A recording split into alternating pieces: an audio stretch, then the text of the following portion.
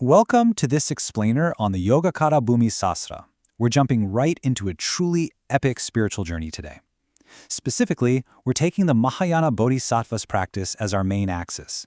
We're going to map out the exact evolution of a being who goes from feeling this deep, everyday empathy for suffering all the way to attaining the ultimate Dharma King fruit. It's a massive, soaring transformation straight out of volume 91 of these ancient texts. So let's dive right in and break this whole thing down. Okay, let's dive into this structured map of the journey. We'll start by gazing at the river of craving, then move through the arising of compassion and valor, observation and renunciation, realization under the Bodhi tree, attaining uncontaminated Bodhi, and finally, realizing the Dharma King fruit. What's fascinating is that this profound transformation doesn't just happen overnight. It's meticulously broken down into exactly 8 distinct steps. The text lays out these 8 aspects of the Bodhisattva's right path as this sturdy, reliable staircase, literally a step-by-step way out of worldly suffering. So let's look at the very first step. Section 1. Gazing at the river of craving. Before you can fix a problem, you really have to look it dead in the eye. For the Bodhisattva, this means taking a hard, unflinching look at human suffering. It's standing on the banks of our daily experience and really witnessing the mess we're in. Now, what's really interesting about this is the sheer power of the ancient metaphor used here. We're described as drowning in the river of craving. Think about that for a second. It's incredibly relatable, right? We're constantly swept along by the currents of our own endless desires, always chasing that next thing to satisfy us, and then just drowning in the anxiety that inevitably follows. And the text points out that while we're thrashing around in this river, we're hit by 5 distinct torments. Let's quickly break down these 5 torments. First, obviously, being swept away by that river of craving. Second, being hunted by the 3 poisoned fire chickens, which is just a wild, vivid image for the burning heat of greed, anger, and ignorance waiting right there on the riverbanks. Third, getting pierced by the venomous thorns of worldly anxiety. Fourth, if we try to escape into higher meditative states, we risk getting trapped in the blindness of the form realm, where we lack true wisdom. And fifth, even higher up, we can get completely lost in the darkness of the formless realm. These basically cover the entire spectrum of anxieties and blind spots we deal with every single day. Section 2. Arising of compassion and valor. Once the Bodhisattva actually sees this terrifying reality, people completely trapped in drowning, something snaps inside them. There's an internal awakening sparked directly by witnessing those 5 and 10 sufferings. So the crucial point here is that this epic quest doesn't kick off with some sort of magic or supernatural power.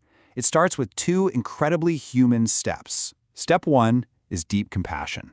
The text says the Bodhisattva feels the agonizing pain of all those drowning beings like it's their own. But empathy by itself isn't quite enough. And that brings us to step 2, inner valor. This is that fierce, unbreakable courage to actually do something about it. It's an absolute vow to find a genuine, permanent solution. Section 3. Observation and renunciation. Once that motivation is locked in, the Bodhisattva has to get to work. This is the active, practical phase. You can't just keep blindly running the rat race anymore. You have to step back and figure out the mechanics of reality. This brings us to steps 3 and 4. Step 3, observation, is all about sitting quietly and meditating on the undeniable, harsh realities of old age, sickness, and death. It's looking at life without any sugarcoating. Then comes step 4, renunciation. To truly focus, the practitioner has to step away from all the chaotic noise and worldly attachments. By holding to pure precepts, they build this quiet, disciplined inner sanctuary, allowing their mind to become incredibly sharp. Section 4. Realization under the Bodhi tree.